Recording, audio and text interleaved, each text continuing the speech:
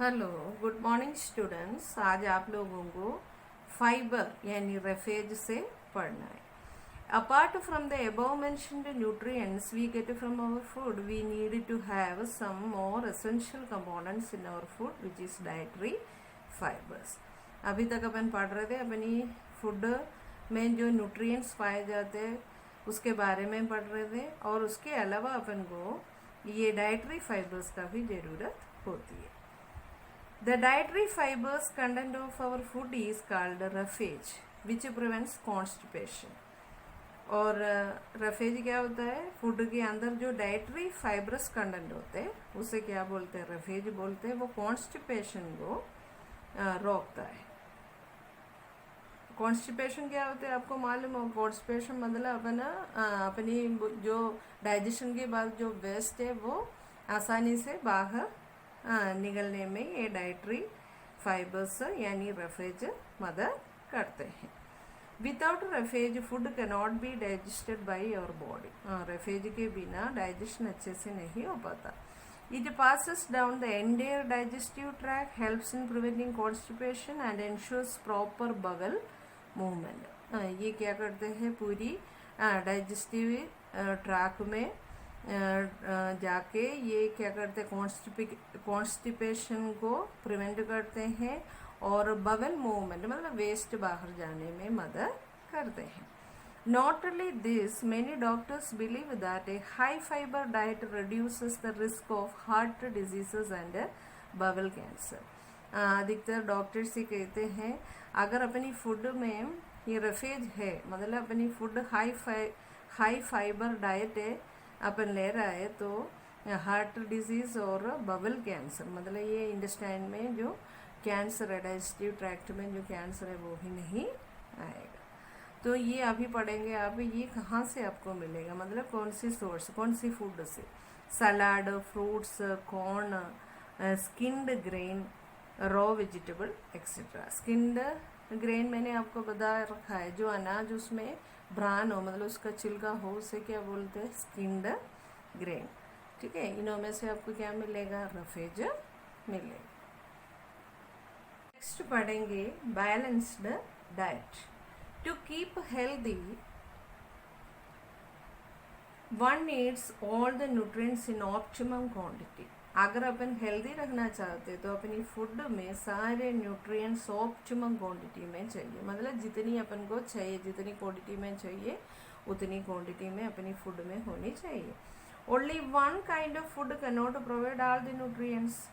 सिर्फ one kind food में सारे न्यूट्रिएंट्स पाया नहीं जाता। If we eat only junk food such as burgers and cold drinks then very surely we may get fats and sugar but not other nutrients. अगर अपन सिर्फ burger और cold drinks लेते जा रहा है, मतलब बार बार ले रहा है, उसे अपन जंक फूड बोलते हैं, उससे ज़रूर अपन को क्या मिलेगा? शुगर और फैट मिलेगा, लेकिन उसमें और कोई न्यूट्रिएंट्स, कौन सा था nutrients? Carbohydrate, fat, vitamin, mineral, protein, ये सब क्या होता है? न्यूट्रिएंट्स होता है। ये कुछ भी इसमें नहीं रहता। This can lead to obesity and diabetes और हार्ट प्रॉब्लम्स। ये लगातार जंक फूड खाते रहेगा तो मोटापा, डायबिटीज और हार्ट प्रॉब्लम्स हो जाएगा। A diet that contains all the essential nutrients in correct proportion required for our body is known as balanced diet. क्या होता है बैलेंस्ड डाइट? अपनी डाइट के अंदर सारे न्यूट्रिएंट्स करेक्ट प्रोपोर्शन में है तो वो फूड को क्या बोला जाता है? बैलेंस्ड डाइट बोला जाता है। ये balanced diet should contain the following. एक बैलेंस्ड डाइट के अंदर ये जो चीज़ें अभी बोलेंगे आपको वो होनी चाहिए। एनर्जी गिविंग फूड होनी चाहिए, बॉडी बिल्डिंग फूड होने चाहिए, प्रोटेक्टिव फूड भी किसमें होनी चाहिए? बैलेंस्ड डाइट में होनी चाहिए। Energy giving food, the food which is rich in carbohydrates and fats provide energy to our body. अपनी फूड के अंदर कार्बोहाइड्रेट और फैट होनी चाहिए, इससे अपन को एनर्जी मिलेगा। Body building food, proteins contained in our food helps our body to grow. जो फूड अपन खा रहे हैं उसके अंदर प्रोटीन्स भी होनी चाहिए, प्रोटीन्स अपनी बॉडी को ग्रो होने में मदद करते हैं। प्रोटेक्टिव फूड होनी चाहिए बैलेंस्ड डाइट के अंदर। Certain foods which contain vitamins and minerals provide protection to our body against disease. ये प्रोटेक्टिव फूड क्या करते हैं, अलग अलग बीमारियों से अपने शरीर को बचाते हैं, इसलिए अपने डाइट के अंदर विटामिन्स और मिनरल्स भी होनी चाहिए, मतलब ये न्यूट्रिएंट्स होनी चाहिए। Have you compared the amount of food eaten by you and your parents who consume larger quantity of food? हाँ, इसमें क्वेश्चन दे रखा है ना, क्या है, अपने घर पे कौन ज़्यादा फूड कंज्यूम करता है, तुम या तुम्हारे पेरेंट्स? ये इसलिए आपको समझा रहे हैं, मतलब पूछ रहा है ये क्वेश्चन ताकि हर इंसान के लिए जो डाइट का अमाउंट है वो एक जैसा नहीं, अलग अलग रहते, वो देखेंगे अपन। Think about the kind of diet the newborn babies have, they take only milk. Newborn babies की डाइट आपको मालूम है, वो सिर्फ दूध पीते हैं ना। Why do this difference in diet exist? ऐसे क्यों, अलग अलग लोगों में ऐसे अलग अलग फूड की ये डिफरेंस क्यों है? A balanced diet is not the same for everyone. सबके लिए डाइट की बैलेंस्ड डाइट का वो अमाउंट सेम नहीं है। It depends on climate, age, sex, health and the type और nature of work that one does. ये किसके ऊपर डिपेंडेड है? क्लाइमेट के हिसाब से, एज के हिसाब से, सेक्स के हिसाब से, मेल या फीमेल है उसके हिसाब से, health and type of nature of work, जो वर्क वो करते हैं उसके हिसाब से बैलेंस्ड डाइट डिफरेंट होता है। ये hard working labourer needs more energy which he can get by eating more fats and carbohydrate. Hard working labourer है ना, ये लेबरर है ना, खेती बाड़ी में काम करने वाले, ऐसे फिजिकल वर्क ज़्यादा करने वाले को एनर्जी की ज़्यादा नीड रहता है, वो लोग ज़्यादा कार्बोहाइड्रेट और फैट लेना पड़ता है उन लोगों को। A child grows very rapidly for this reason he needs more and more proteins in his diet. एक चाइल्ड उसका ग्रोथ जल्दी जल्दी होता है, इसलिए उसके डाइट में प्रोटीन्स का ज़्यादा मात्रा होनी चाहिए। A person doing a table work needs less energy than a labourer. एक लेबरर से कम एनर्जी चाहिए टेबल वर्क करना, मतलब जैसे ऑफिस वगैरह में बैठ के काम करने वाले होते हैं ना, उन्हें मतलब फिजिकल वर्क अपने शरीर से ज़्यादा वर्क नहीं जो करता, उन्हें एनर्जी की कम ज़रूरत होती है।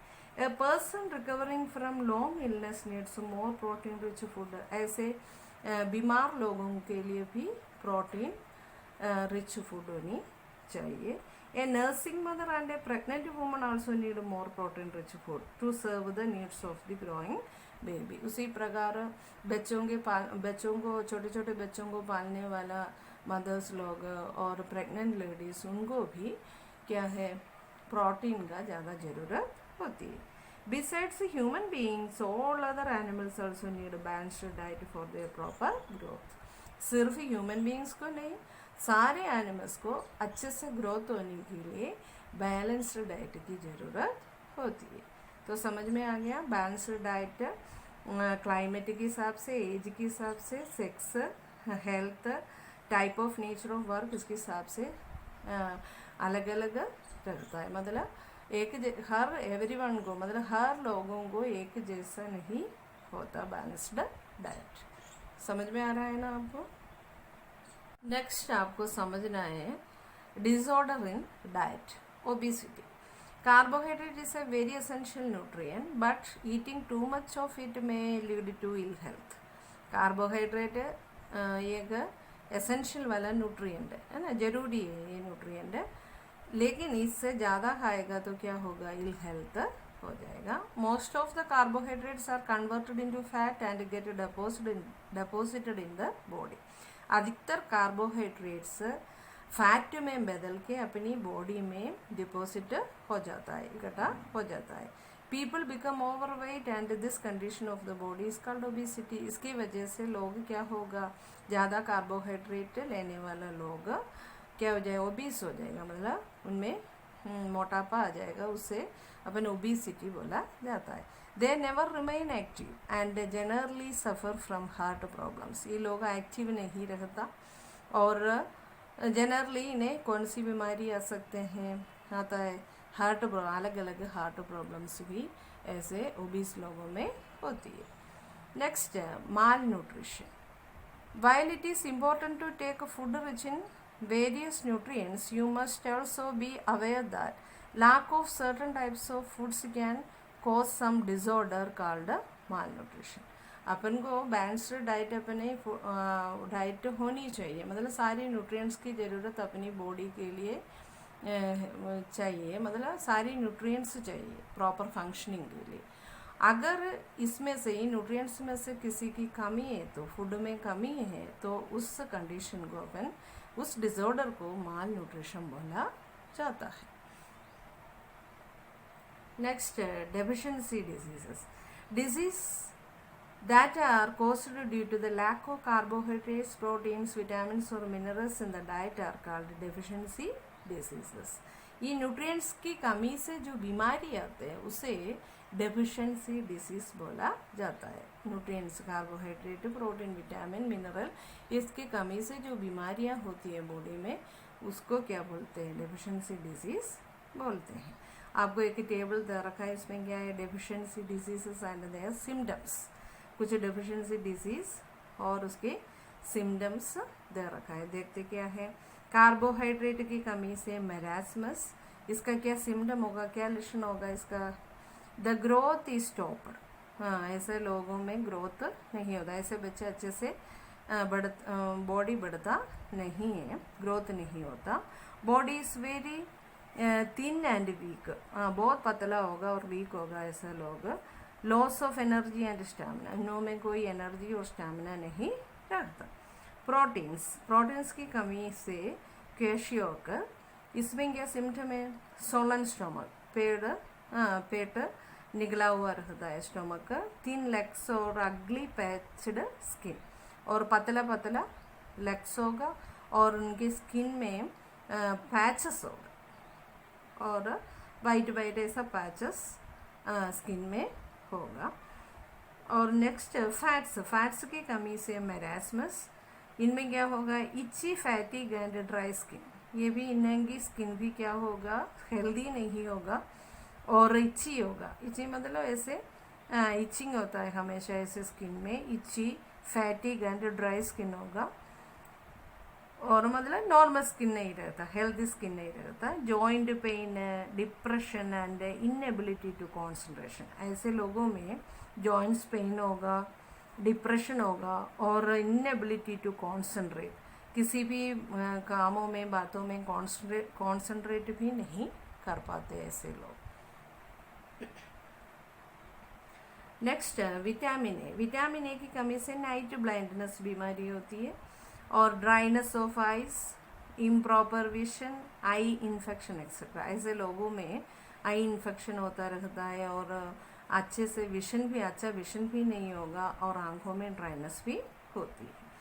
विटामिन बी की कमी से बेरी बीमारी होती है। इसका क्या सिम्टम्स है, लॉस ऑफ एपेटाइट, मतलब भूख नहीं लगता, हार्ट अबनॉर्मैलिटीज़, अलग अलग हार्ट प्रॉब्लम्स, पेल स्किन, मतलब हेल्दी स्किन नहीं होगा, इरिटेशन ऑफ आइज, आंखों में इरिटेशन और फ्रीक्वेंट हेडेक, बार बार सिर दुखता है, ऐसे सिम्टम्स ये बीमारी में होती है। बाकी आपको टेबल पीछे पेज में भी है, वो अपन कल समझेंगे, ठीक है। आपको ये रीड करना है और जो क्वेश्चन आंसर मैं करवाऊँगी उसको कॉपी में लिखना है और लर्न भी करना है, ओके।